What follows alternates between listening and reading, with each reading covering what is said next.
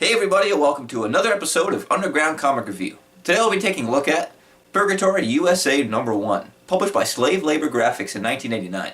Upon looking at that cover, you would think it's a comic done by Jamie and Gilbert Hernandez of Love and Rockets fame, since it's the only names that appear on the front and the back cover. But after further inspection, you find out that it's written by some guy named Ed Brubaker. Here he is looking positively ecstatic. After I've looked him up, he seems to be a pretty big name. I have no idea why. I've never heard of the one publisher he worked for. I think it was called DC or something. When he worked there, he did stories about characters named Batman and Catwoman. I don't know, I never heard of them. Sounds pretty lame to me. He also did stuff for the company that put out that comics book comic. I think their name was Marvel or something. There he did stories about some X-Men and a Captain America thingy. Apparently he was in a Captain America movie too. Who would have guessed he'd make a movie about such a stupid idea? Like, I really don't know why this guy's famous. He's never written for Kitchen Sink or Last Gasp or any of the classics. He's even won awards. 6 of the Will Eisner ones. You know, the guy who did the cover for Snarf #3? So anyway, this Ed Brubaker guy uses some Hernandez art to sell his book. He at least thanks him on the inside cover though. Either way though, it is a decent cover, but unfortunately it doesn't relate to anything inside. The comic is about the town Maynardville and a handful of its inhabitants, which are shown in the first comic, aptly titled, Welcome to Maynardville. We have Herman, Theodore, Tommy, Charlie, and James. We also have Annie and Paul, many of which never even appear in this issue. After that is the first full story, titled Chicken, which, funny enough, actually doesn't feature any of the characters that we were just introduced to. It's about a group of young punks in 1982 walking down the train tracks when they hear the sound of a train coming towards them. So, being the smart young men they appear to be, they decide to play, yep, you guessed it, chicken.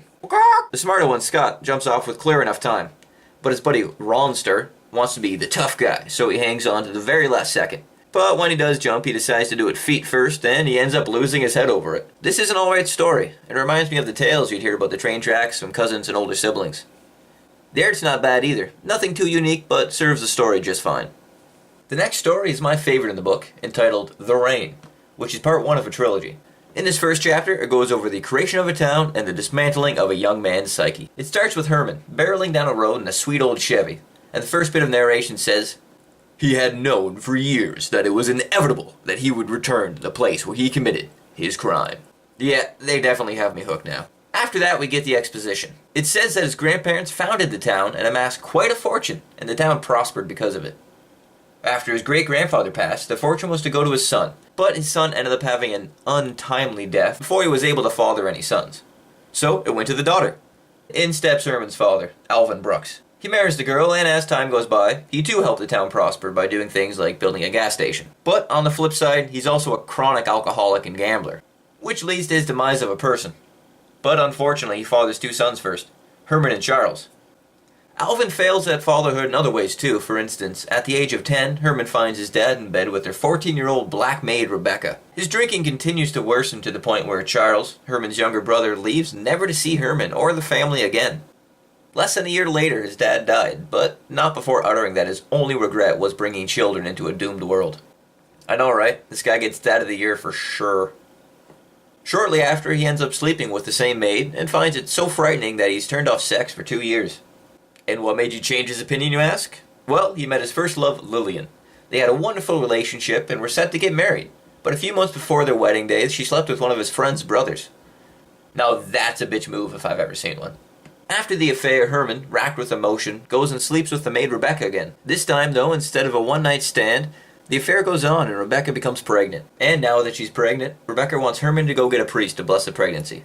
So Herman goes and gets a priest. But once he finds out what's going on, the priest refuses to bless her because she's black. A few months later, she ends up giving birth to a stillborn. Now Herman, in a fit of rage, runs to the church where the priest is and proceeds to beat the priest to death with a crucifix. After which, it begins to rain. Hence the title of the story. When Herman returns to the house, he finds out that Rebecca wrapped the dead baby in a blanket and booked it out of there. The rain ended up coming down for a few days, and by the time it stopped, Herman had left town and never came back. Until now. Which is where we pick up. And now for the cliffhanger. We have his first girlfriend, Lillian, waiting at the town population sign. I thought the story was really good, and I'm totally engrossed in what's going on. I can't wait to find out what happens next. There was only one issue. Wait, what was that? You gotta be kidding me. What'd you just say? Why, I said there was only one issue. It's true. He shortly gave up Purgatory U.S.A. for the more semi-autobiographical, low-life comics. I can't believe that guy. By the way, who are you? Why, I am Luchador Comic Guy. Get out of my house. Ugh. This is ridiculous. That much of a lead up and it doesn't go anywhere? Jesus, what are you doing with your life, Ed Brubaker, writing these Batman and X-Men comics? Like, does anybody even care about this stuff? Do you even making money doing this? Like, who reads that trash? It sounds like horrible stuff. I don't even... Like, does anyone read it? I've never even heard about it before. This is ridiculous. You know, that much of a lead up, I can't believe this, you know. Ed Brubaker, I demand satisfaction. I am completely engrossed in what's going on, and I really need to know what's happened. So, Ed Brubaker, get your stuff together, you happy bastard. Alright, on with the review. Anyway, there's one more story here to show you, called Tommy and Annie, starring in a minor altercation. In this story, Tommy makes the classic mistake of asking Annie how he stacks up in bed compared to the other guys she's been with. She then asks him if he thinks she's a slut. After that, he stupidly replies, "No, it's just that, well, you've been with a lot of guys, and I thought you might, well, shit." Yeah, Tommy, you're really digging yourself deep there. Annie then kicks him out of the house in just a bedsheet. Who does she think he is?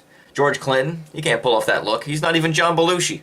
He takes a walk and ends up lying on a bus bench, and gets an idea. He'll return with flowers, and all will be well. So, he's off to Kmart to buy a cheap rose, still dressed in just his bedsheet. Now, obviously, he's missing his shirt and shoes, so he can't buy the rose for himself. Luckily, though, he runs into Paul, who's nice enough to buy it for him. After that, they sit for a bit and share a six-pack. Once they finish their beer and the conversation, Paul drops off Tommy at home, but not before calling him a pussy-whip motherfucker. Now that he's home, he shows the flower to Annie, who quickly forgives him for being stupid. But then she smells the beer on his breath, and their arguing starts right back up again. I like this story. It reminds me of something a friend would tell you while you were hanging out. The art is once again alright, but Tommy's anime hairdo is a bit much. And on our last page we have In Lieu of Letters page, which shows Tommy, with more of a reasonable haircut, worrying about calling a girl and what's going to happen when she picks up. Which I get a kick out of because I think I might have been the last generation that'll even remember having to call people and worry about that. So unfortunately this joke may be lost on future generations, but I still get a kick out of it. Well, that does it for Purgatory U.S.A. Overall, it's a decent comic, but it suffers a lot with the fact that the story's never finished, so you never get a satisfying conclusion. But if you take it as it is, the stories are pretty well written, and the characters have believable personalities, which you gotta like.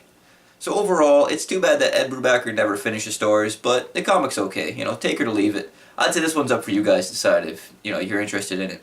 It's really just too bad the guy never finished it, you happy bastard. Well, that does it for another episode of Underground Comic Review. Hope you guys like what you saw. Please like, comment, and subscribe, and have a good one.